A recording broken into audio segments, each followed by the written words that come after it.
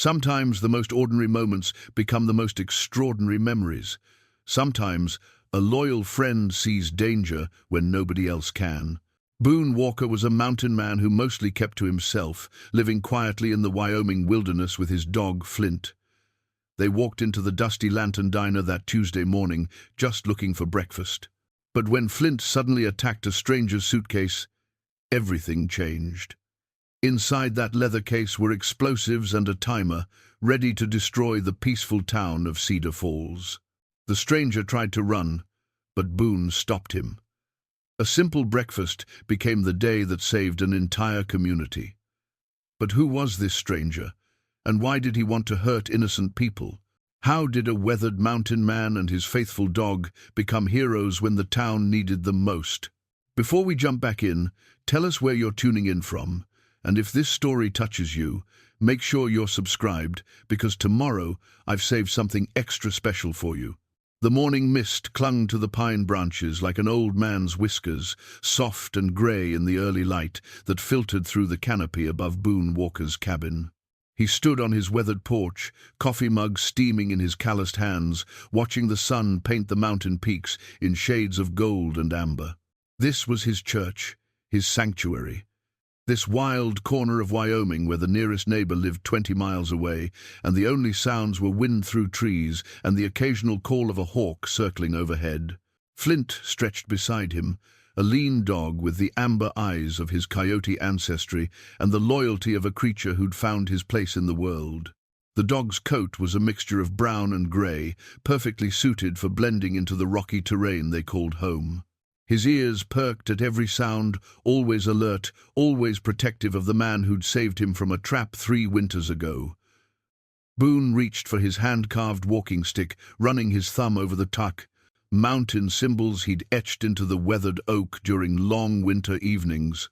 Each mark told a story: the eagle for the first time, he'd seen one soar over his ridge, the pine tree for the ancient giant that sheltered his cabin, the wolf for the pack that had accepted his presence in their territory.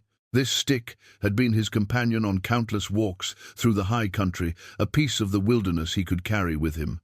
At 62, Boone had the kind of face that spoke of years spent outdoors, lined but strong, with grey hair that touched his collar and hands that knew the feel of axe handles and rifle stocks. His cabin was small but well built, constructed from logs he'd felled himself and chinked with mud and moss that kept out the harsh mountain winters. Solar panels provided modest electricity, a wood stove kept him warm, and a well he'd hand-dug supplied clear, cold water that tasted of snowmelt and stone. He'd built this life deliberately, piece by careful piece, after walking away from a world that had grown too loud, too fast, too demanding. The corporate job in Denver, the endless meetings, the politics and pressure, all of it felt like a cage compared to the freedom of these peaks. Here, his days followed natural rhythms. He rose with the sun, worked with his hands, and slept when darkness fell across the valley. The town of Cedar Falls lay 23 miles down a winding mountain road, a journey Boone made once each month for supplies he couldn't grow, hunt, or make himself.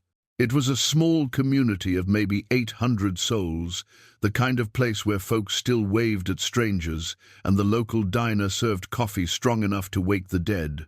Most residents had lived there all their lives, their families going back generations to when cattle ranchers and railroad workers first settled the valley. Boone knew the townspeople in the way of someone who observes but doesn't quite belong. There was Martha Henley, who ran the general store with the efficiency of a drill sergeant and the heart of a grandmother. She always had a kind word and fresh-baked cookies cooling on the counter. Tom Bradley owned the gas station and could fix anything with an engine, his hands permanently stained with grease, and his stories about classic cars legendary among the locals. At the Dusty Lantern Diner, Vera May served the best apple pie in 3 counties, while her husband Earl manned the grill with the precision of a man who'd cooked 10,000 breakfasts. Their daughter Sarah waited tables with a smile that could brighten the cloudiest day, always remembering how customers liked their coffee and never forgetting to ask about family. Sheriff Pete Morrison had been keeping the peace in Cedar Falls for 15 years, a steady man with gray at his temples and a reputation for fairness that extended far beyond the county line. His deputy, young Jake Collins, looked up to him like a son to a father, eager to learn the subtle art of maintaining order in a place where most problems could be solved with conversation and common sense. These were good people living good lives in a place where children still rode bicycles without fear and neighbors helped neighbors through hard times. It was the kind of community that reminded Boone why he'd chosen this mountain, close enough to civilization to remember its virtues, far enough away to avoid its complications. His monthly trips to town followed a predictable pattern. First stop, Bradley's station to fuel his old Ford pickup, a 1987 model that ran like new because Boone maintained it with the same care he gave everything else. Then Martha's store for flour, sugar, coffee, and whatever else his list demanded. Sometimes the hardware store if he needed nails or wire. Always the diner for a hot meal he didn't have to cook himself. The townspeople treated him with polite respect, the kind reserved for someone who was decent but distant.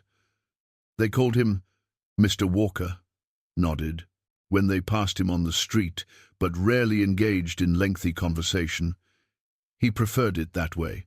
Small talk felt awkward after years of silence, and he'd grown protective of his solitude the way some men guard their wallets. Flint was different in town, more alert, more watchful. The dog seemed to understand that this was not their territory, that here they were visitors in a world of strangers. He stayed close to Boone's side, amber eyes scanning faces and shadows with the caution of a creature who'd learned to read danger in the wild. The mountains had taught Boone patience, observation, the value of listening more than speaking. He'd learned to read weather in cloud formations, to track animals by the subtlest signs, to find his way through trackless wilderness by the position of stars. These skills had made him self-sufficient in ways that few men his age could claim. He could hunt, fish, trap, garden, preserve food for winter, repair anything that broke, and build whatever he needed from materials the forest provided. Winter was his favorite season, when snow locked the high country in silence so complete it felt sacred. He'd spend those months reading by lamplight, carving wood, maintaining his equipment, and planning for spring. The isolation never bothered him. He'd grown tired of human drama long before he'd climbed his mountain, weary of the endless complications that seemed to follow people like shadows. But sometimes, sitting by his fire on cold nights with Flint sleeping at his feet, Boone wondered if he'd become too comfortable in his solitude. The dog was good company, loyal and understanding, but there were conversations a man could only have with his own kind. There were stories worth telling and wisdom worth sharing, connections that even the most self-sufficient hermit occasionally craved. He pushed such thoughts away as he finished his coffee and prepared for the day ahead. This was Tuesday, supply day, which meant the long drive to Cedar Falls and back before evening. The truck started on the first try, as always, and Flint took his usual position on the passenger seat, nose pressed to the window as they descended the mountain road. The aspen trees were turning gold, their leaves shimmering in the morning breeze like coins in sunlight. Soon the first snow would dust the peaks, and winter would begin its slow advance down the mountainsides. Boone had already split his firewood, stocked his pantry, and prepared for the months of isolation ahead. But first, this monthly journey to the world below, this brief reminder of the life he'd chosen to leave behind. The road wound through pine forests and granite outcroppings, past hidden meadows where elk grazed in the early morning light. It was a beautiful drive, one that never failed to remind Boone why he'd fallen in love with this country. The mountains were honest in their demands, generous in their gifts, and eternal in their wisdom. They'd been here long, before human ambition, and would remain long after human folly had run its course. As the truck rounded the final curve and Cedar Falls came into view, Boone felt the familiar tightness in his chest that always accompanied his return to civilization. The buildings, the streets, the bustle of human activity, it all felt overwhelming after weeks of mountain silence. But he'd made this journey for years now, and he'd make it again. Some things a man simply had to endure. The brass bell above the dusty lantern diner door chimed as Boone pushed inside, the familiar scent of bacon grease and fresh coffee greeting him like an old friend. The morning rush had thinned to a handful of regulars. Charlie Morrison reading his newspaper at the corner booth, old Pete Henderson nursing his third cup of coffee while solving the world's problems with whoever would listen, and a stranger in a dark coat sitting alone near the back window. Vera May looked up from the coffee pot with her usual warm smile. "Morning, Boone. The usual spot?" He nodded toward his customary table by the front window, where he could keep an eye on his truck, and Flint could watch the street from the passenger seat. The dog had his nose pressed against the glass, amber eyes alert as always. Something about the way Flint's ears stood at attention made Boone glance around the diner more carefully than usual. The stranger in the back caught his attention, a thin man with nervous hands and eyes that wouldn't stay still. He wore a wool coat despite the mild autumn weather, and a worn leather suitcase sat tucked under his chair like a faithful dog. The case looked expensive once, but years of travel had scuffed its corners and faded its rich brown color to something closer to rust. "Coffee's fresh," Sarah said, appearing at his table with a steaming mug and that bright smile that reminded everyone why her parents were so proud. "Dad's got your usual ready-to-go 2 eggs over easy, wheat toast and bacon. Crispy enough to break your teeth." "Much obliged," Boone said, accepting the coffee with grateful hands. The first sip was perfect, strong and hot, exactly what a man needed after the winding drive down from the mountains. Outside, Flint had begun pacing across the truck's bench seat, a behavior Boone had never seen before. The dog's tail was rigid, his hackles raised just enough to be visible through the window. Something had him agitated, something more than the usual sounds and smells of town. The stranger in the back booth shifted in his seat, and Boone noticed how his eyes kept darting toward the door, then to his watch, then back to the door. His breakfast sat untouched, eggs growing cold, while he sipped coffee with hands that trembled slightly when he thought no one was looking. Earl brought out Boone's breakfast himself, a rare occurrence that usually meant the cook wanted to chat about hunting or fishing. But today the older man seemed distracted, glancing toward the stranger's table with the kind of look that suggested something wasn't right. "Don't recognize him," Earl said quietly, setting down the plate. "Been sitting there near an hour, ordered breakfast, but ain't touched it.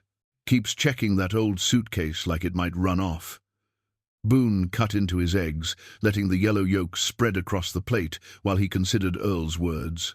In a town the size of Cedar Falls, strangers stood out like sore thumbs, especially ones who acted nervous about their luggage.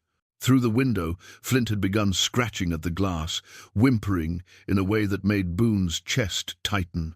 The dog's behavior was becoming more agitated by the minute, and 30 years of wilderness living had taught Boone to trust animal instincts over human assumptions.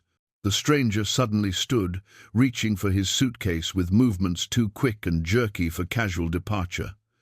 As he bent to retrieve the case, its weight seemed to surprise him, and he had to use both hands to lift it from under the table. That's when Flint lost control. The dog's bark erupted through the diner's front window like a gunshot, sharp and urgent, and filled with a fury that made every head turn. Boone was already moving toward the door when Flint began throwing himself against the glass, claws scrabbling for purchase as he tried to get inside. "What in the Sam Hill?" Pete Henderson started to say, but his words were cut off by the sound of splintering wood. The diner's back door had burst open, and Flint came through it like a bolt of lightning, having somehow escaped the truck and circled around the building. The dog's lips were pulled back in a snarl that showed every one of his sharp teeth, and his amber eyes were locked on the stranger's leather suitcase with laser focus. "Get that animal away from me!" the stranger shouted, clutching the case against his chest like a shield. But Flint was beyond commands, beyond reason, beyond anything except the instinct, that told him this case represented mortal danger. He launched himself across the diner, scattering chairs and sending Sarah stumbling backward with a startled cry. The stranger tried to run, but Flint's jaws clamped down on the suitcase's handle just as the man reached the front door. The case was yanked from his grasp, and both dog and luggage went tumbling across the checkered linoleum in a confusion of growls and snapping leather. "Flint!" Boone commanded, but the dog paid no attention. With a sound like breaking bones, the suitcase's old brass latch gave way. The case fell open, spilling its contents across the floor in a scatter that turned the entire diner to stone. Dynamite sticks lay among the scattered newspapers and coffee cups like deadly fingers. Wires snaked between them, leading to a digital device that blinked red numbers in countdown fashion. The timer read 11:47, then 11:46, then 11:45, each second ticking away like a heartbeat racing towards silence. The silence in the diner was complete except for the quiet electronic beeping of the device.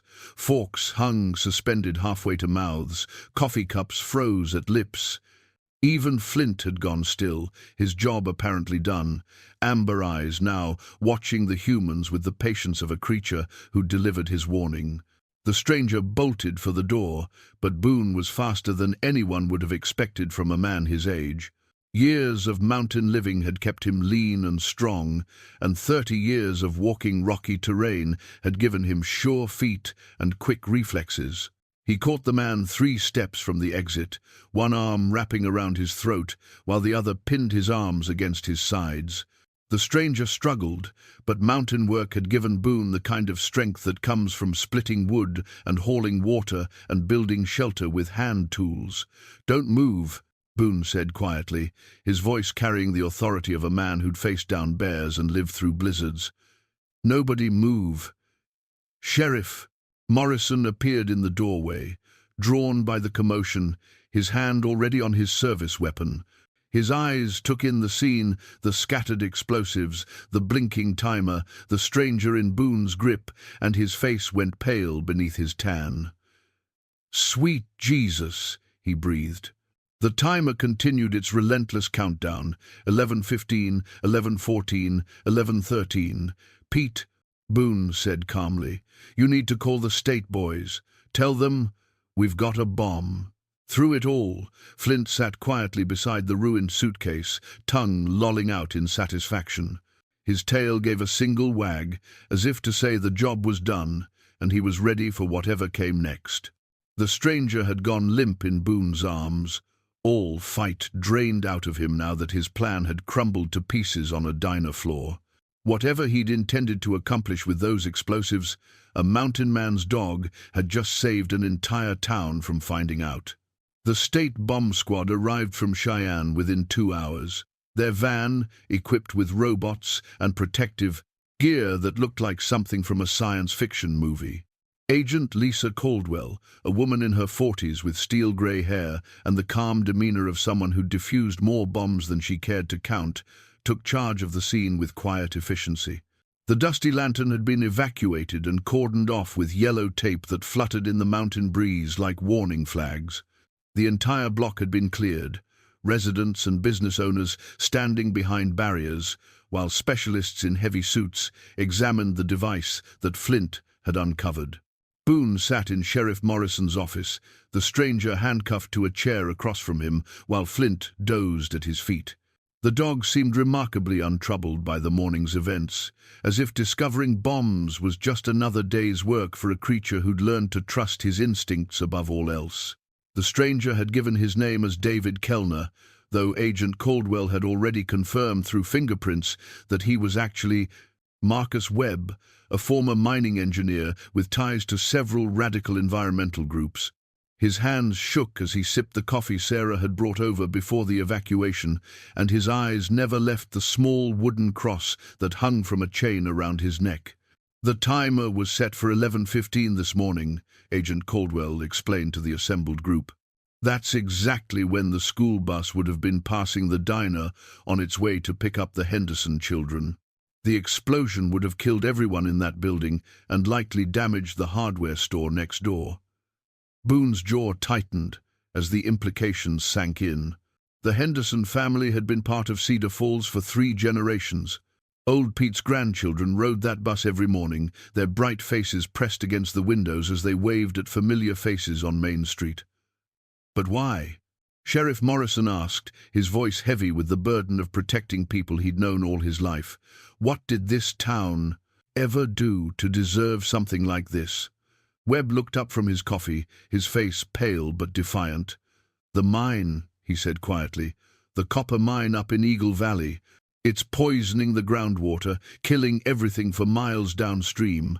I tried the legal channels, tried petitions and protests and environmental impact studies. Nobody listened."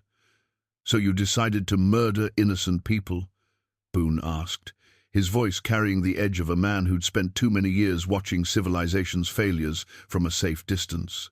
"I never meant to hurt anyone," Webb protested. "The timer was supposed to go off at midnight when the diner was empty. Just enough damage to get attention, to make people listen to what's happening to this land." Agent Caldwell consulted her notes. The timer mechanism was faulty. Several components had corroded, causing it to run fast. Instead of detonating at midnight tomorrow, it would have exploded this morning during the breakfast rush. The silence that followed was heavy with unspoken grief for a tragedy that had been measured in minutes rather than hours. If not for Flint's inexplicable ability to sense danger, the morning would have ended with sirens and body bags instead of coffee and conversation. "How did your dog know?" Webb asked, staring at Flint with something approaching awe. "Animals can't smell explosives unless they're specially trained." Boone reached down to scratch behind Flint's ears, feeling the familiar texture of fur that had dried after countless mountain streams and warmed beside countless campfires. "He's got coyote in his blood," he said simply. "Coyotes can sense things that domestic animals miss. Storms coming, earthquakes building, danger that doesn't have a name yet."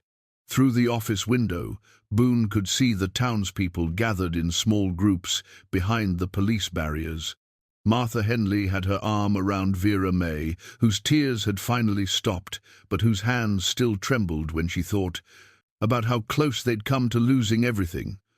Tom Bradley was pacing back and forth, his mechanic's hands clenched into fists as he struggled with the knowledge that someone had tried to destroy his home.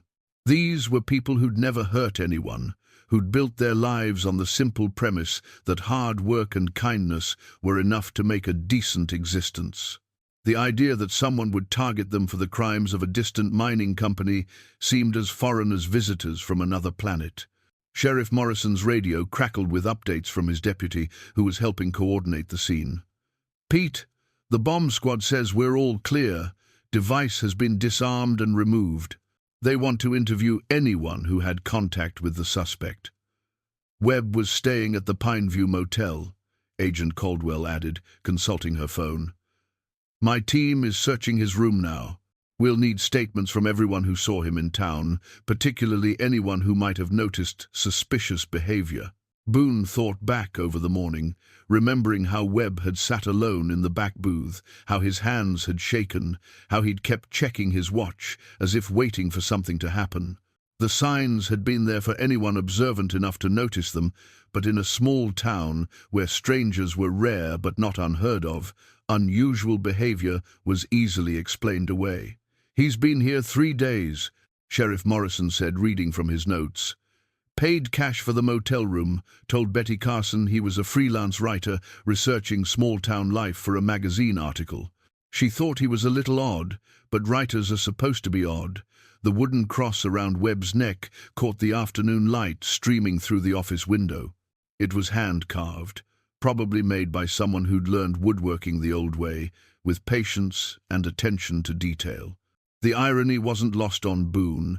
A man wearing a symbol of peace and forgiveness had come within minutes of committing mass murder. "The mine he mentioned," Agent Caldwell said to Sheriff Morrison. "Eagle Valley Copper.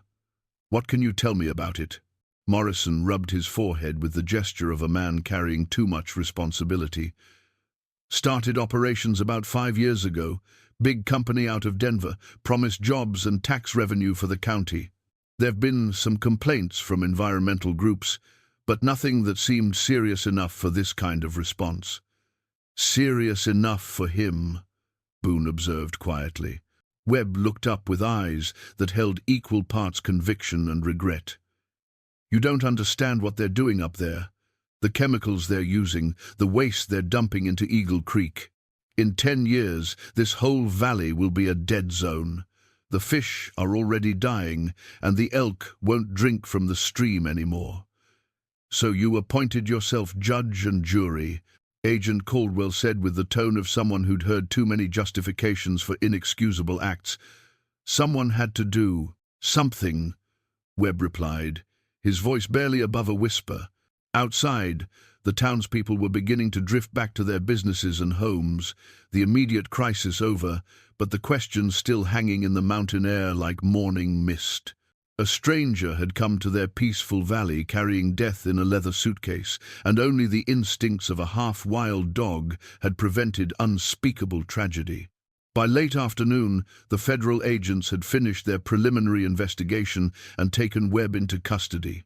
The bomb components had been catalogued and removed, the diner cleared for reopening, and the yellow tape rolled up like party streamers after a celebration that no one wanted to remember.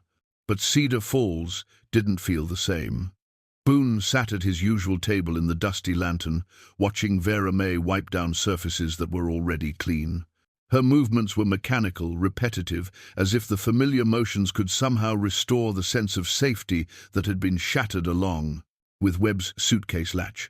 Earl stood behind the grill, staring at the spot where the explosives had scattered across his floor like deadly confetti. The diner's old cash register sat open on the counter, its brass keys gleaming under the fluorescent lights. Vera May had been counting the day's receipts when the bomb squad arrived, and the register had remained untouched throughout the evacuation, a mundane artifact of interrupted routine that now seemed to mock the morning's terror. "Can't get my head around it," Earl said, for the third time since reopening. "Man sits right there in my place, drinking my coffee, planning to blow us all to kingdom come." Sarah moved between tables with less spring in her step, her usual bright smile replaced by a thoughtful expression that made her look older than her 23 years. She'd insisted on staying to help her parents, even though Sheriff Morrison had suggested she might want to take the rest of the day off. "What bothers me most," she said, refilling Boone's coffee cup, "is how normal he seemed. Just another traveling businessman. Maybe a little nervous about a presentation or something. You don't expect evil to look so ordinary." Boone studied the faces around him, people he'd observed for years, but never really known. Today's events had stripped away the polite distance he'd maintained, revealing the deeper connections that bound these people together like family. Their vulnerability in the face of unexpected danger had awakened something in him that he'd thought was permanently buried. Through the window, he could see townspeople gathering in small groups along Main Street, their conversations animated with the kind of energy that comes from surviving something terrible. Children who'd been kept home from school after the bomb threat were now playing on the sidewalk under their parents' watchful eyes, their resilience. A reminder that life insists on continuing even after brushes with mortality. Tom Bradley appeared in the diner's doorway, his mechanic's coveralls stained with grease and his face bearing the expression of a man wrestling with difficult thoughts. He'd been checking and rechecking the gas pumps at his station, as if ensuring their mechanical integrity could somehow restore order to a world that suddenly felt unpredictable. "Boone," he said, approaching the table with the hesitation of someone crossing unfamiliar territory. "Mind if I sit?" It was the first time in 5 years that any of the locals had initiated a conversation beyond pleasantries about weather and road conditions. Boone gestured to the empty chair, curious about what had prompted this breach of their mutual respect for privacy. Tom settled his bulk into the chair and accepted the coffee Sarah offered. "Been thinking about what happened this morning," he began, his hands wrapped around the mug like an anchor. "About how your dog knew something was wrong when the rest of us were blind as bats." "Animals see things differently," Boone replied. "They don't make assumptions about safety the way people do." "That's what I'm getting at," Tom said. leaning forward with the intensity of someone working through a problem that wouldn't let go. "We've been assuming this is a safe place, that nothing bad could happen here because nothing bad ever has. But maybe we've been fooling ourselves." The conversation drew Vera May over from the counter, her dish towel twisted in nervous hands. "Tom's right," she said quietly.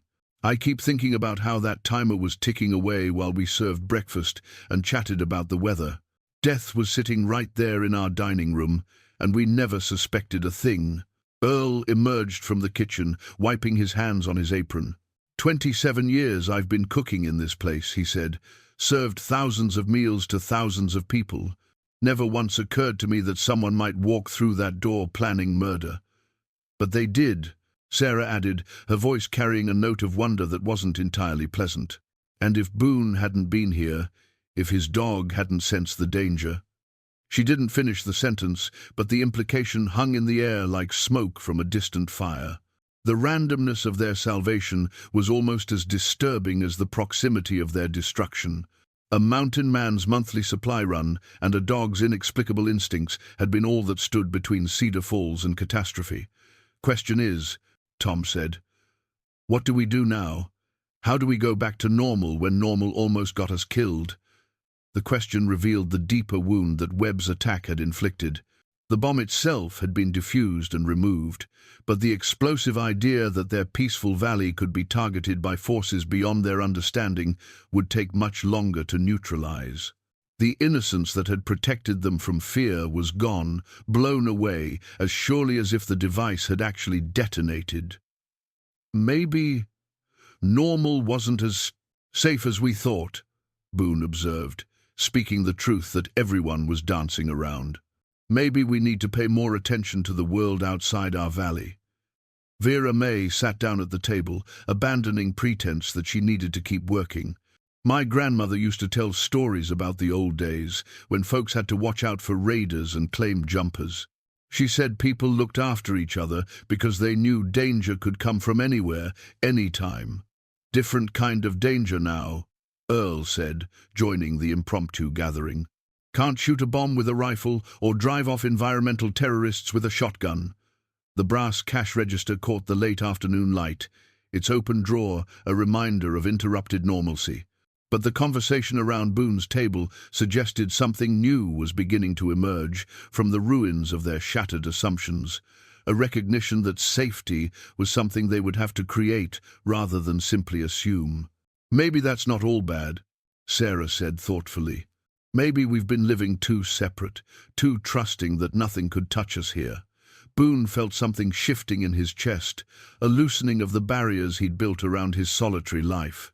These people were inviting him into their circle, seeking his wisdom and perspective in ways they never had before.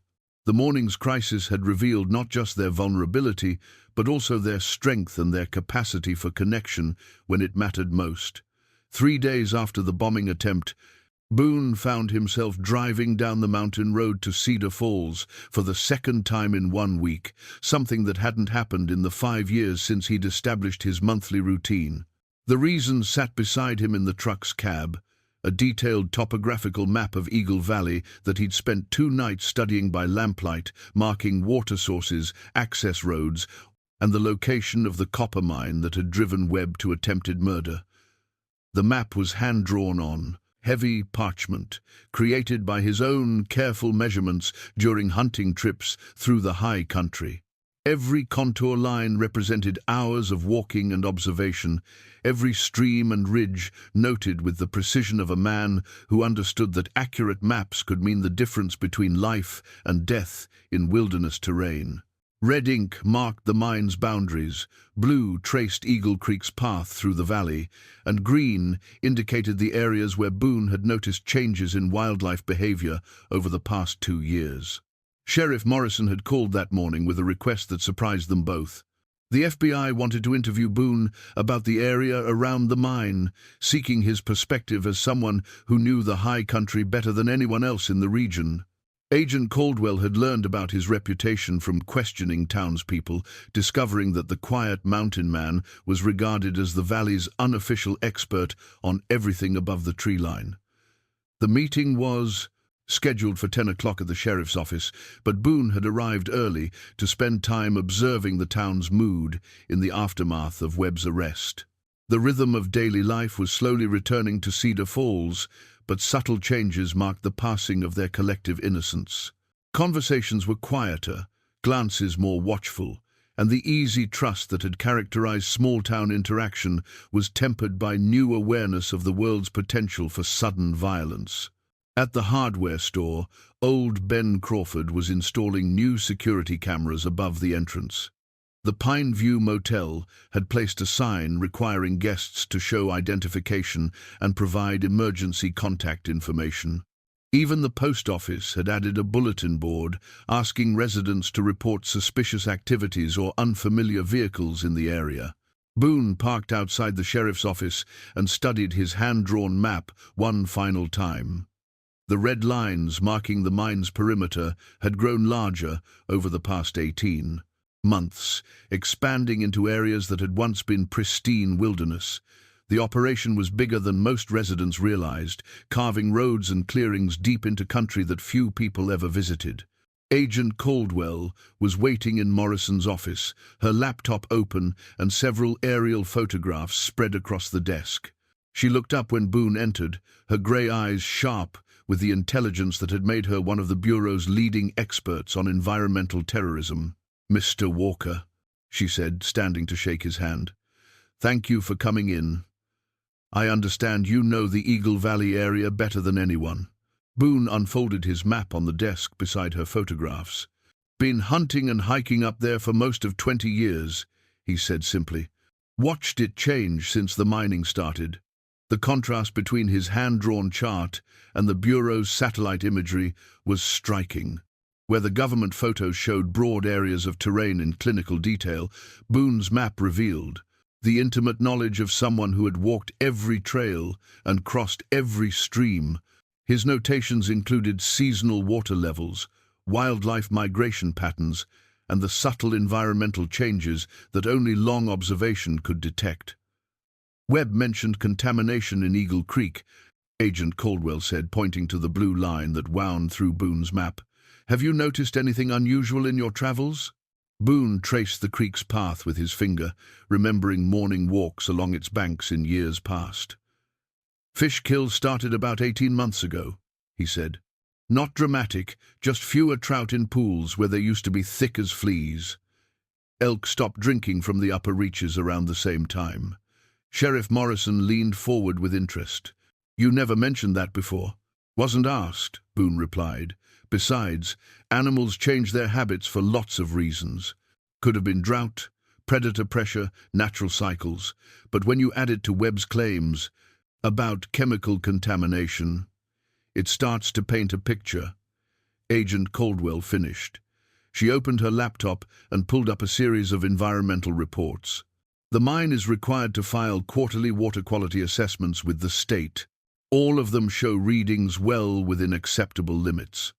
Boone studied the data with the skepticism of someone who'd learned to trust direct observation over official documents.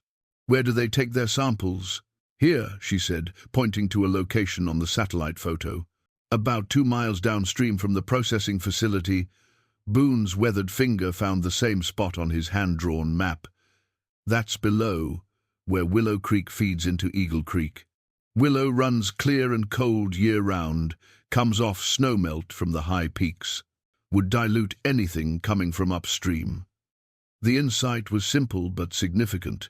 If the mine was releasing contaminants into Eagle Creek, testing the water after it had been diluted by a major tributary would naturally produce readings that appeared normal.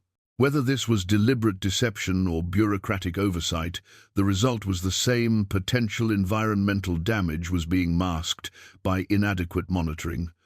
Webb might have been right about the contamination, Agent Caldwell said quietly. That doesn't excuse attempted mass murder, but it suggests his concerns weren't entirely delusional. Morrison rubbed his forehead with the gesture that was becoming habitual since the bombing attempt.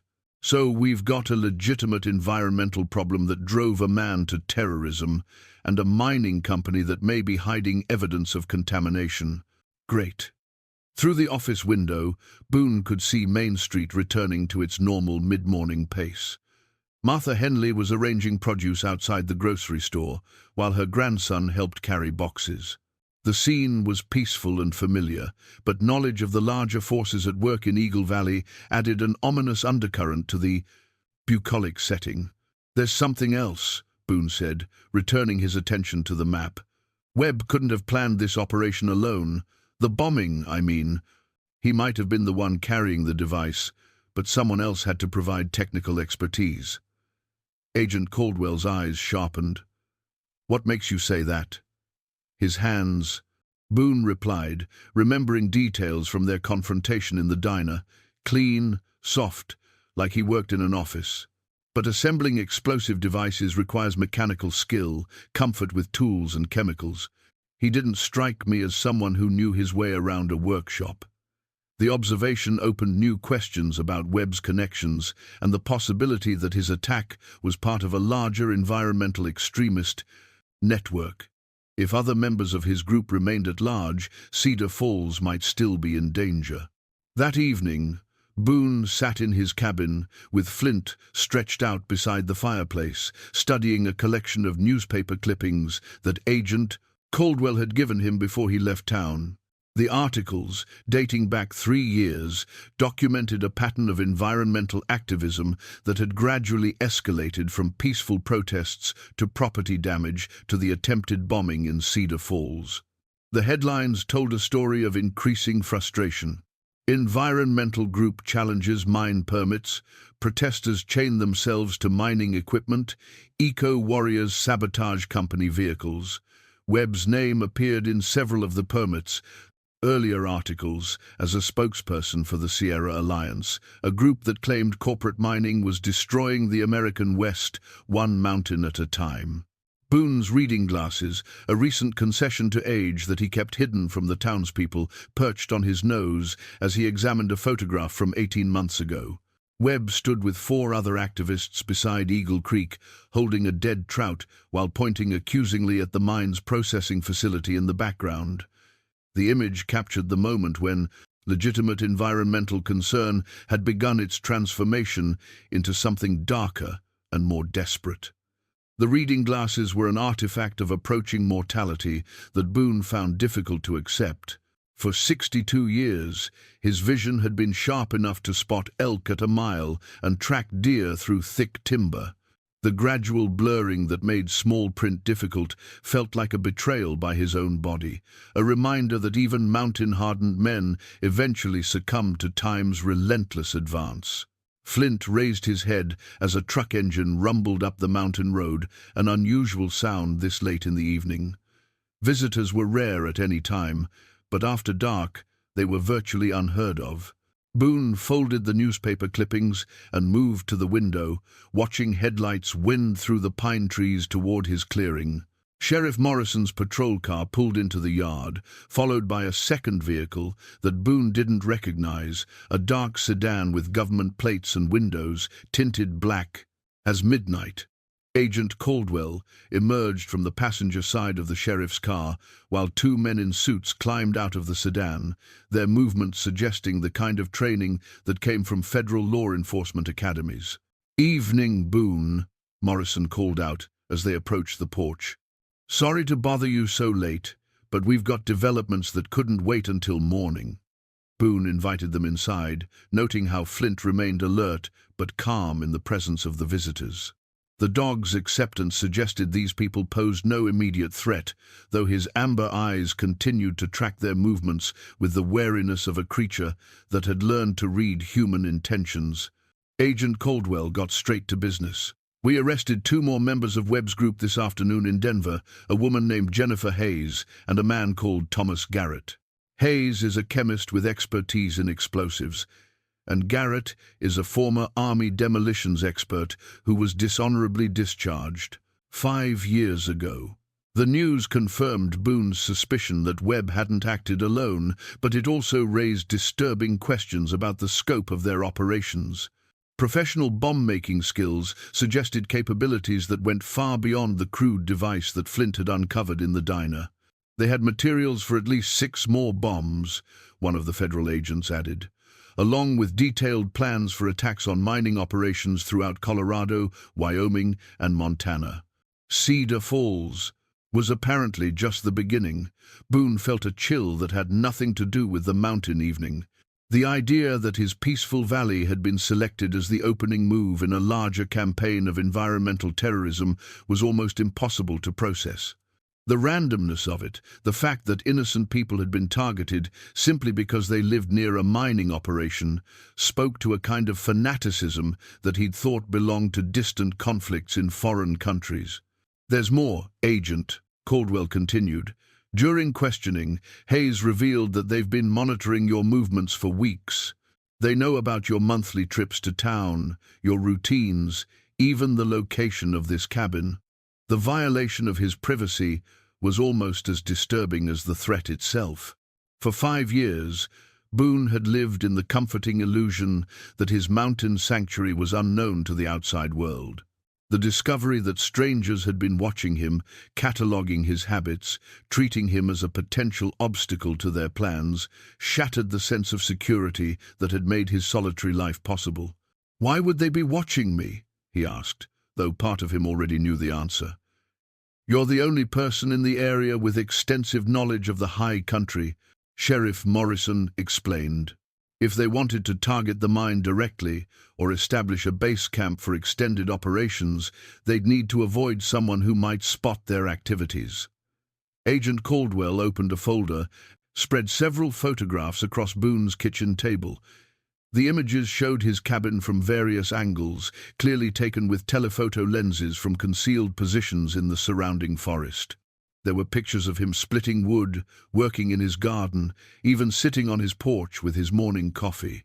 "These were found in Hayes's apartment," she said quietly, "along with detailed notes about your daily routines and movement patterns." The sense of violation was complete. Every moment of privacy, every ritual of solitary life that had given meaning to his existence, had been observed and recorded by people who saw him as nothing more than a potential problem to be solved.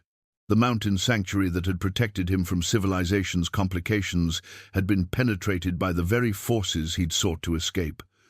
Flint moved closer to Boone's chair, as if sensing his distress.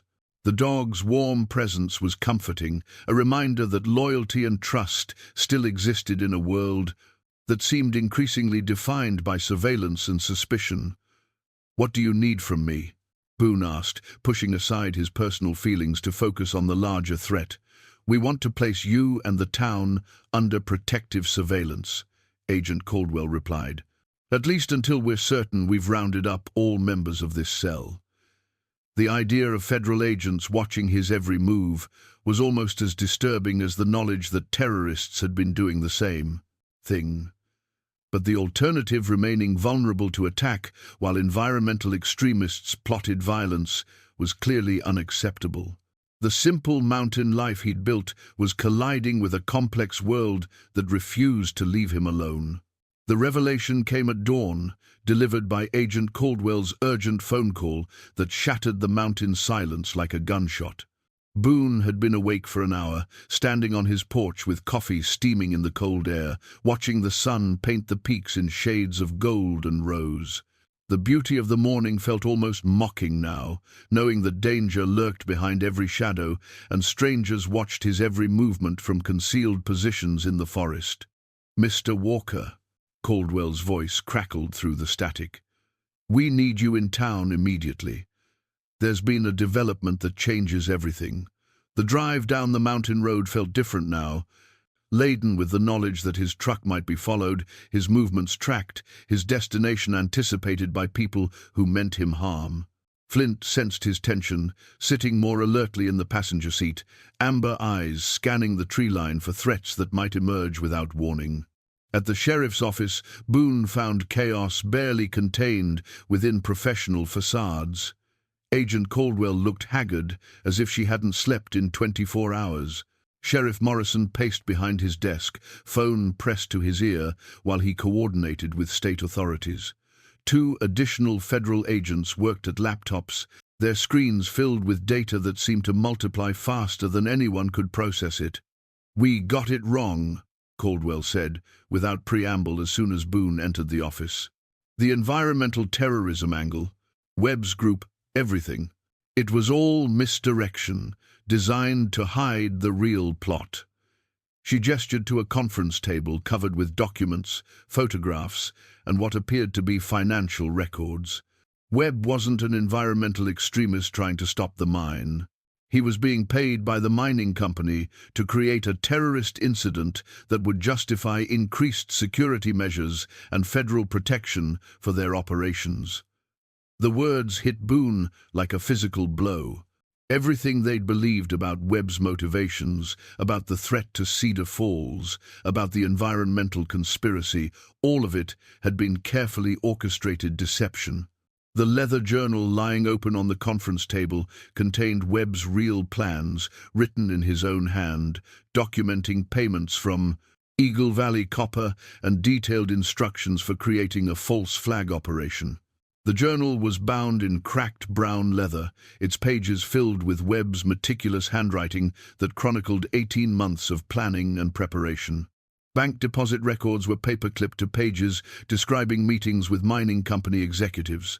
Photographs of potential targets were annotated with notes about collateral damage and public relations impact. It was a roadmap to manufactured terrorism designed to create the very fear it pretended to oppose. The bomb in the diner wasn't meant to kill anyone, Agent Caldwell explained, her voice tight with controlled anger. It was designed to malfunction, to be discovered before detonation. The whole incident was supposed to generate sympathy for the mining company and justify a massive increase in their security budget. Sheriff Morrison ended his phone call and joined them at the table. "Federal contracts," he said grimly. "Mining. Companies with terrorism threats against their operations qualify for government security assistance." Webb's fake attack would have brought in millions of dollars in federal protection money. Boone studied the journal entries, his reading glasses perched on his nose as he tried to process the scope of the deception. Webb's careful handwriting documented a cynical calculation of human psychology, detailing how manufactured fear could be converted into political support and financial profit. The environmental concerns were real. Boone's own observations confirmed contamination in Eagle Creek, but they had been weaponized by the very corporation causing the damage. "The dead fish, the water contamination," Boone said slowly. "That's all real. But instead of addressing the problem, the mining company decided to use it as cover for a false flag operation." "Exactly," Caldwell confirmed. "They recruited environmental activists like Webb, fed them information about the contamination, then offered them money to stage attacks that would discredit the entire environmental movement while generating public support for increased mining security. The elegant cruelty of the plan was breathtaking in its scope. By creating fake environmental terrorism, Eagle Valley Copper could simultaneously neutralize legitimate environmental opposition and secure government funding for protecting operations that should have been shut down for cleanup. Webb and his associates weren't environmental heroes or terrorists. They were paid actors in a corporate drama designed to manipulate public opinion. "But something went wrong," Morrison continued. "The timer mechanism wasn't supposed to malfunction. The bomb was meant to be discovered with hours to spare, creating drama without danger. Instead, it nearly exploded during the breakfast rush. Flint's unexpected intervention had prevented not just a massacre, but the successful completion of a false flag operation that would have changed the political landscape of environmental regulation throughout the region. A dog's instincts had unraveled a conspiracy that reached from a small-town diner to corporate boardrooms in Denver. "Where does this leave us?" Boone asked, feeling the ground shift beneath assumptions he'd thought were solid. Agent Caldwell closed the leather journal with a gesture that seemed final. 3 mining company executives have been arrested in Denver. Webb and his associates are cooperating fully now that they understand they were being set up to take the fall for corporate conspiracy. The mine's operations have been suspended pending environmental review. Through the office window, Boone could see Cedar Falls beginning another day. residents moving through familiar routines without understanding how close they'd come to being pawns in someone else's game. The simplicity of their lives, the very quality that made the town worth protecting, had also made it vulnerable to manipulation by forces too complex for honest people to easily recognize.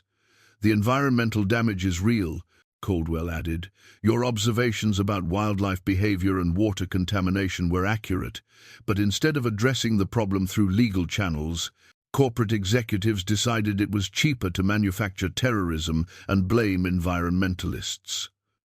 Boone removed his reading glasses and folded them carefully, a ritual that gave him time to process the magnitude of what he'd learned.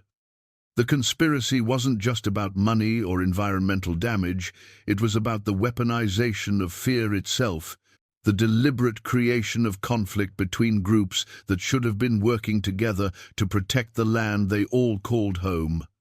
"What about the surveillance photos?" he asked. "The monitoring of my activities?" "Legitimate concern from Webb's handlers," Morrison answered. "They knew that if their operation was discovered, you'd be the most likely person to piece together the truth. Your knowledge of the area, your relationship with the townspeople, your reputation for honesty, all of it made you a threat to their plan." The realization that his very integrity had made him a target was both flattering and disturbing. In trying to live quietly apart from society's complications, he'd inadvertently positioned himself as a guardian of values that powerful people found inconvenient. His mountain sanctuary hadn't protected him from the world's corruption, it had made him a more valuable witness to truth when corruption finally revealed itself. "So, what happens now?" Boone asked, looking around the room, at faces marked by exhaustion and the weight of revelations that changed everything they'd thought they understood about their quiet valley. The next 48 hours transformed Cedar Falls into the center of a federal investigation that reached from the quiet mountain valley to corporate boardrooms in Denver, Washington, and beyond. Media vans lined Main Street like modern-day covered wagons, their satellite dishes pointed skyward, while reporters sought interviews with anyone willing to discuss the conspiracy that had nearly turned their peaceful community into a crime scene. Boone found himself reluctantly thrust into the role of key witness, his mountain cabin serving as an unlikely command post for investigators who needed his expertise to document the environmental damage that had provided cover for Eagle Valley Copper's false flag operation. Agent Caldwell had established a temporary base of operations in his living room, her laptops and communication equipment transforming his simple frontier home into a high-tech nerve center. The contrast was jarring, federal agents with earpieces coordinating raids, while Flint dozed beside a wood-burning stove that Boone had built with his own hands. His carved walking stick leaned against the wall near sophisticated surveillance monitors that tracked the movements of mining company executives who might still pose a threat to witnesses. "We need you to guide our environmental team up to Eagle Creek," Caldwell explained, spreading topographical maps across his kitchen table. "Your observations about wildlife behavior and water contamination are crucial evidence, but we need to document everything with scientific precision before the mining company's lawyers start claiming the damage was pre-existing." Boone studied the proposed route, noting areas where the terrain would be challenging for investigators carrying heavy sampling equipment. "Better to approach from the North Ridge," he suggested, tracing an alternate path with his finger. "Longer hike, but easier footing for people who aren't used to mountain travel." Through his cabin windows, he could see federal agents establishing security perimeters in the forest, their presence both reassuring and unsettling. The sanctuary he'd built to escape civilization's complications was now protected by the very system he'd sought to avoid. The irony wasn't lost on him. His independence had made him valuable enough to merit government protection. Sheriff Morrison arrived that afternoon with news that added urgency to their preparations. "Got word from Denver," he announced, accepting the coffee that Boone offered. 3 more mining company executives were arrested this morning, but 2 others have disappeared." FBI thinks they might be heading this way to destroy evidence or eliminate witnesses. The possibility that corporate killers might be planning attacks on Cedar Falls residents felt surreal, like something from a movie rather than reality. But the evidence was mounting that Eagle Valley Copper's conspiracy went beyond simple fraud to include potential violence against anyone who threatened their operations. "We're evacuating non-essential personnel from town," Agent Caldwell added. "Families with children, elderly residents, anyone who doesn't need to be here for the investigation. Tom Bradley is coordinating with his garage as a staging area for people who need transportation." Boone thought about the townspeople he'd come to know better in recent days. Martha Henley, with her warm smile and fresh cookies. Vera May, still recovering from the trauma of nearly being blown up in her own diner. Young Sarah, who'd shown such courage in the aftermath of the bombing attempt. The idea that they might be in danger because of corporate corruption made his chest tighten with protective anger. "What about the diner?" he asked. "Earl and Vera May won't want to leave. We're setting up a safe zone around the main business district," Morrison explained. "Federal marshals will maintain security while we complete the investigation. Should only take another few days, but those might be the most dangerous few days this town has ever seen." As evening approached, Boone prepared for what might be his final night alone in the cabin that had been his refuge for 5 years. Tomorrow would bring a guided expedition into the high country to document environmental crimes that reached back years. After that, his testimony would be needed in federal court, his quiet life permanently entangled with legal proceedings that could take months or years to resolve. He sat on his porch as darkness fell, watching federal agents move through the forest with night vision equipment and tactical gear. Flint lay beside his chair, alert but calm, as if understanding that their simple life was ending and something more complex was beginning. The dog's acceptance of change was a lesson that Boone tried to take to heart, though his own feelings were more complicated. Agent Caldwell emerged from the cabin, her phone pressed to her ear as she coordinated with teams in Denver and Washington. When her call ended, she joined Boone on the porch, accepting his offer of coffee with the gratitude of someone who'd been running on adrenaline and determination for too long. "This is a lot for someone who just wanted to be left alone," she observed, settling into the wooden chair that Boone had carved during his first winter on the mountain. "Seems like being left alone isn't an option anymore," he replied, watching stars emerge in the clear mountain sky. "People like to think they can escape the world's problems by moving to places like this, but the problems have a way of following." "Are you angry," she asked, "about having your privacy invaded, your life disrupted?" Boone considered the question while sipping coffee that tasted of mountain water and careful brewing. "Angry about the deception," he said finally, "about innocent people being used as pawns in someone else's game, but not angry about getting involved. Sometimes a man has to choose between his comfort and what's right." Through the darkness, they could hear the sounds of federal agents establishing defensive positions around the cabin and throughout the valley. Radio chatter drifted through the pine trees, mixing with the natural sounds of night in the wilderness, owls calling, wind rustling through branches, the distant howl of coyotes claiming their territory. "Tomorrow's hike could be dangerous," Caldwell warned. "If Eagle Valley Copper executives are desperate enough to eliminate witnesses, they might try to stop us from reaching the contamination sites." Boone touched the handle of his carved walking stick, feeling the familiar texture of wood worn smooth by years of mountain travel. "I've been hiking these mountains for 20 years, he said quietly. "Know every trail, every shelter, every place to take cover if things go wrong. If they want to try something up there, they'll be fighting on my ground." The confidence in his voice surprised them both. Somewhere in the past week, the solitary mountain man who just wanted to be left alone had transformed into someone willing to stand up for the people and places he'd learned to care about. The change hadn't been dramatic or sudden, more like a gradual awakening to responsibilities he'd thought he'd successfully avoided. Flint raised his head as a helicopter passed overhead, its searchlight sweeping the valley in slow, methodical patterns. The dog's ears were pricked forward, alert but not alarmed. He seemed to understand that these mechanical intrusions were protecting rather than threatening their mountain home. "Get some rest," Agent Caldwell suggested, finishing her coffee and preparing to return to the communication equipment inside. "Tomorrow starts early, and we'll need to move fast once we reach the contamination sites." Boone remained on the porch after she went inside, listening to the night sounds and thinking about the journey that had brought him from simple breakfast at a small-town diner to the center of a federal investigation. Flint's instincts had saved lives and exposed corruption that reached far beyond their mountain valley. Now, it was up to him to help finish what his faithful companion had started, bringing truth to light and justice to people who'd thought they were above both.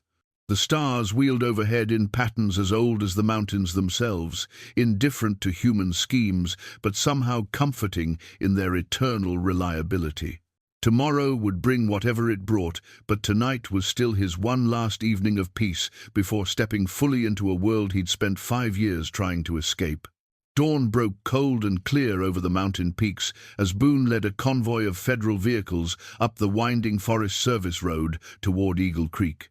The trucks moved slowly through terrain that challenged their suspension and tested the resolve of city-trained investigators who weren't accustomed to wilderness travel. His own pickup, weathered and reliable, served as the lead vehicle, while Flint rode beside him with the alert posture of a dog returning to familiar hunting grounds. Agent Caldwell sat in the passenger seat of the truck behind him, coordinating with teams through her radio while studying the hand-drawn map that had become central to their investigation. 2 environmental specialists followed in a third vehicle, loaded with water sampling equipment and cameras designed to document contamination that could serve as evidence in federal court. The forest seemed different this morning, charged with tension that had nothing to do with the natural rhythms of wilderness life. Boone's experienced eye noted signs of recent human activity, tire tracks in muddy patches where no roads existed, broken branches at heights that suggested vehicles had passed through areas meant only for hiking. Someone else was in these mountains, and their presence felt wrong in ways that made his shoulder blades itch with warning. "Contact ahead," came the voice from his radio, Agent Martinez, the team leader riding in the second truck. Vehicle blocking the road, approximately 200 yards. Through his windshield, Boone could see a black SUV, parked sideways across the narrow track, positioned to prevent any vehicle from passing. 2 men in outdoor clothing stood beside it, their postures suggesting readiness for confrontation rather than casual conversation. One carried what appeared to be a hunting rifle, while the other held a radio that he spoke into with urgent gestures. "Corporate security," Agent Caldwell said grimly, studying the scene through binoculars. "Eagle Valley Copper must have sent them to prevent us from reaching the contamination sites." Boone stopped his truck 50 yards from the roadblock and stepped out slowly, his hands visible, but his movements conveying the quiet confidence of someone completely at home in this terrain. Flint jumped down from the passenger side, his amber eyes fixed on the strangers with the intense focus that had saved Cedar Falls from destruction. "This is private property," one of the men called out, his voice carrying across the mountain air with forced authority. "You need to turn around and leave immediately." Agent Caldwell emerged from the second truck with her badge clearly displayed and her own weapon visible but not drawn. "Federal agents conducting an environmental investigation," she announced. "You're interfering with a lawful operation." The standoff stretched taut as both sides evaluated their options. The corporate security team had chosen their position well. The narrow road offered no way around their vehicle, and the steep terrain on either side made bypass impossible for trucks carrying heavy equipment. But they hadn't counted on facing someone who knew these mountains better than the roads that crossed them. "There's another way," Boone said quietly to Agent Caldwell. "Game trail that parallels the road about half a mile north. Brings you out above Eagle Creek, but it's walking only. The environmental specialists would have to carry their equipment on foot, adding hours to their mission and exposing them to greater risk if corporate security decided to escalate beyond roadblocks. But the alternative was retreat, abandoning the investigation that had already cost so much effort and endangered so many lives. How long? Caldwell asked, her tactical mind already calculating risks and benefits. 2 hours to reach the creek, another hour to document what we need, Boone replied. But we'll be exposed on the ridgeline, visible from below if anyone's watching. Through his radio, he could hear the corporate security team calling for reinforcements, their calm facade beginning to crack under the pressure of a situation they hadn't been trained to handle.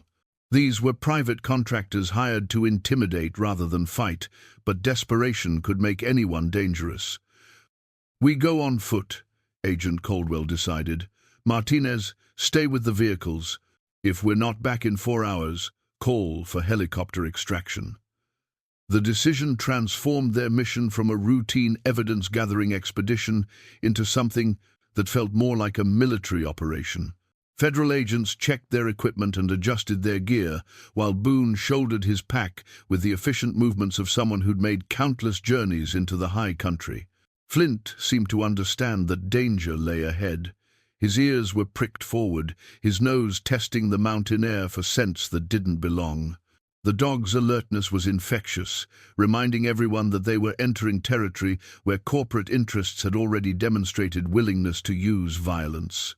As they prepared to leave the road and strike out across country, Boone caught sight of movement in the tree line above the roadblock. Someone with binoculars was watching their preparations, reporting their movements to handlers who might be positioning additional obstacles between the investigation team and their destination. The game was escalating beyond simple intimidation. Eagle Valley Copper's remaining executives had apparently decided that preventing the environmental evidence from reaching federal court was worth risking assault charges against law enforcement officers. The stakes had risen to the point where corporate conspiracy was prepared to become corporate warfare. The game trail wound through aspen groves and granite outcroppings, climbing steadily toward the ridge that would give them access to Eagle Creek's upper reaches.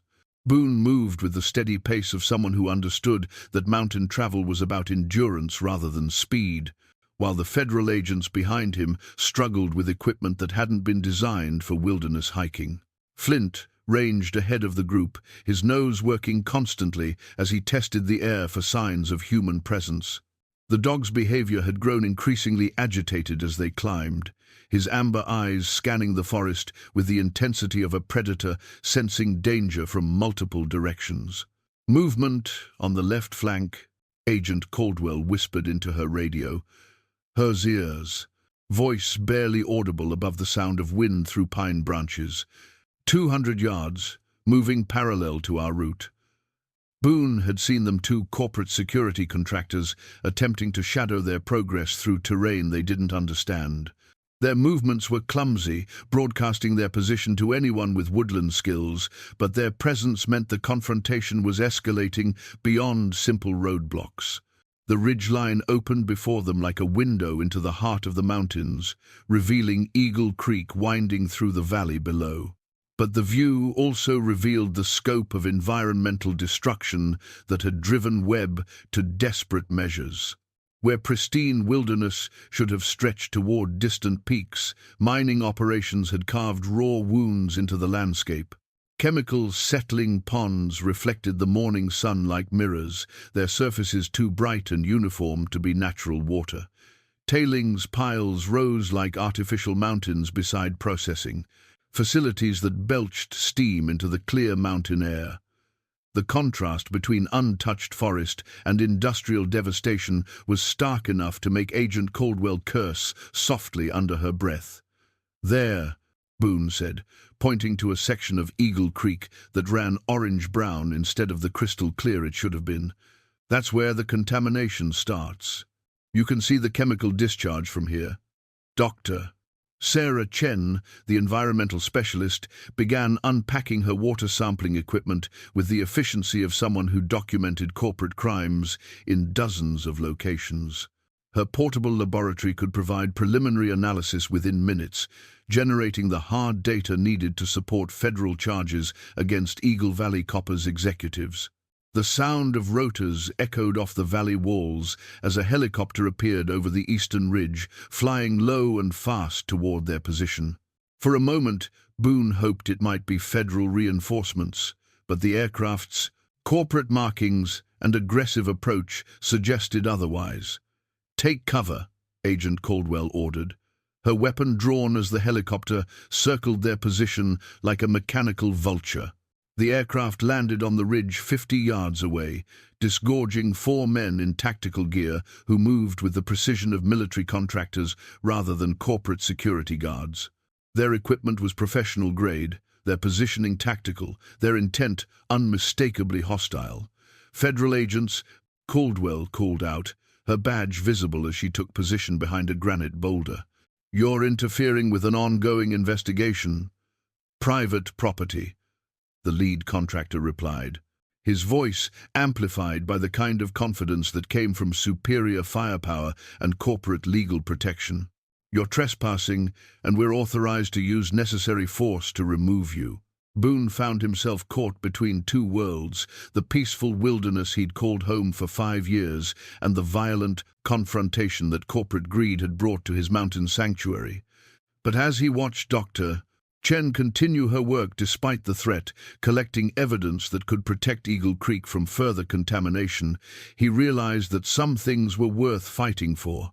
Flint had positioned himself between the dog and the contractors, his hackles raised and lips pulled back in a snarl that revealed every one of his sharp teeth. The dog's stance was protective rather than aggressive, but his amber eyes held the wild intensity of his coyote ancestry. "You've got 30 seconds to collect your equipment and leave," the contractor continued, his hand moving toward his weapon. "Doctor." Chen looked up from her sampling kit, her face pale but determined. "I need 10 more minutes to complete the documentation," she said quietly. The standoff stretched taut as mountain wind whistled through the pines and carried the sound of additional helicopters approaching from the south. But these aircraft bore federal markings, and their arrival shifted the tactical balance in ways that made the corporate contractors reassess their options. Agent Martinez's voice crackled through the radio. "FBI tactical team inbound. Maintain position and document everything." The corporate helicopter lifted off immediately, its crew apparently unwilling to face federal agents with arrest warrants and legal authority. The contractors on the ridge found themselves outnumbered and outgunned, their corporate authorization meaningless against federal law enforcement. As Dr. Chen completed her sampling and packed away evidence that would expose years of environmental crimes, Boone felt a profound sense of completion. The journey that had begun with a dog attacking a suitcase in a small-town diner was ending with justice, arriving by helicopter in the high country he called home. The mountains had revealed their secrets to those patient enough to listen, and now those secrets would speak in federal court, against corporate criminals who'd thought themselves above consequences. 6 months later, Boone Walker sat in his usual spot at the Dusty Lantern Diner, watching the morning sun paint Cedar Falls in shades of gold and promise. The town looked much the same as it had before. Webb's bombing attempt had shattered their peaceful existence, but subtle changes marked the transformation that crisis had brought to their mountain community. The diner's new security cameras were discreetly mounted, barely visible unless you knew where to look. A memorial plaque by the front door honored Flint's heroism in preventing tragedy, though the dog himself seemed more interested in the bacon that Earl was cooking on the grill than in his status as a local legend. Vera May poured coffee with her familiar smile, but her movements carried the confidence of someone who'd survived the unthinkable and emerged stronger. Sarah bustled between tables with renewed energy, her bright disposition undimmed by memories of federal agents and tactical helicopters. The resilience of small-town life had proven stronger than corporate conspiracies or environmental terrorism. "Morning, Boone," Tom Bradley called from the counter, his mechanic's coveralls bearing the honest stains of productive work. saw the news about the final sentences. Eagle Valley executives got 20 years each. The federal trials had concluded the previous week, delivering justice that felt both satisfying and inadequate.